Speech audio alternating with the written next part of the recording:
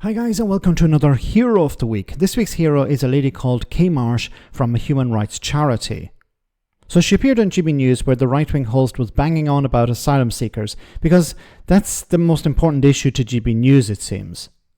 The host started by attacking Keir Starmer, who promised to end the use of hotels for asylum seekers, but it seems new contracts have been signed to continue the practice.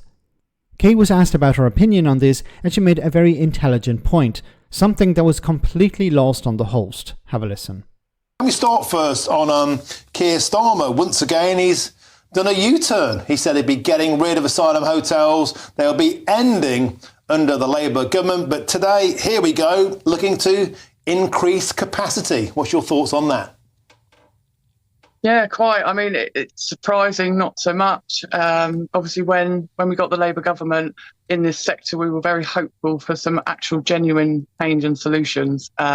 It was a lot of empty promises, and now they're all being found to be empty promises. You know, he was giving the people what they wanted, but these were promises he could never actually deliver, and we're finding that out. So disappointing.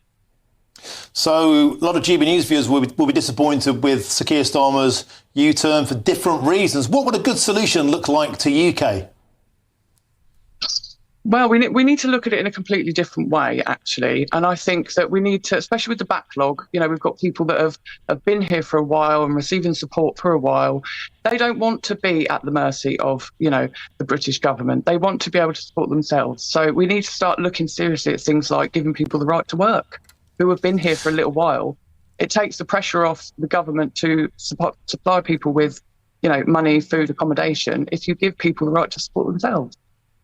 But Kay Marsh, if you allowed asylum seekers, particularly those arriving via small boats, many of whom we don't even know who they are, let alone their criminal records, if they have any terrorist background, if you allowed them the right to work, you'd roll out the red carpet to the entire world. You don't think that people should support themselves? You think it would be a better option that we keep supporting them? You don't think we should say, you know, you've been here a while, you want to work, we can't afford to support you anymore. Here's a piece of paper that says you're allowed to go and support yourself. Surely that's a better solution. I think a better solution would be to not allow people to arrive in small dinghies in the first place, or if we do, to do something productive with them. Can we then? But they're already here. The point she's making is the people are already here. Some of them have been here for years. And GB News constantly complains about the cost of asylum seekers. Why are we spending so much money? There was another host the other day complaining about we're spending thousands, millions, billions even on asylum seekers in hotels. They're not hotels. On accommodation, other types of accommodation, on food, on TVs, on bills, on water, on heating, and all of these things. On the one hand, you're complaining that these people are a cost, and then as soon as somebody says, well, how about we let them work so that they're no longer a cost, you say, no, we don't want that either. Well, then pick a side. You can't say, I'm complaining about the cost, and then as soon as somebody says, well, let's let them work, you say no. You can't have it both ways. So if asylum seekers were allowed to work, then they would be able to pay their way. They would be able to afford their accommodation. They would be able to buy their own food. At the moment, they have to rely on the Home Office. The Home Office has to pay for all of this. If you allow people to work, then you won't have to pay for all of this. It makes no sense whatsoever to keep people in a situation where they don't want to be in. The public don't want this. The government doesn't want this. What's the point in maintaining this idiotic policy of not allowing asylum seekers to work? There's a skills shortage. There are people who have skills. They want to work. There are businesses that would like to hire them, but they can't. It makes no sense whatsoever.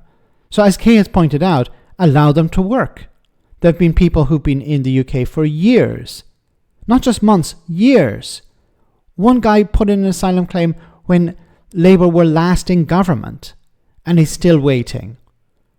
That's a massive cost to the taxpayer, a pointless cost, because that guy could be working, but he can't because he's not allowed to under the rules. Whether he's working or not is another thing, but legally he's not allowed to work. So if you allow them to work, they're able to pay their way, it's less of a burden on the taxpayer. And once again, these are skills that are required. There are people who want to work, there are businesses that want to hire people, and they can't. Let me know in the comment section, guys, what you think, and I'll see you next time for our next Hero of the Week.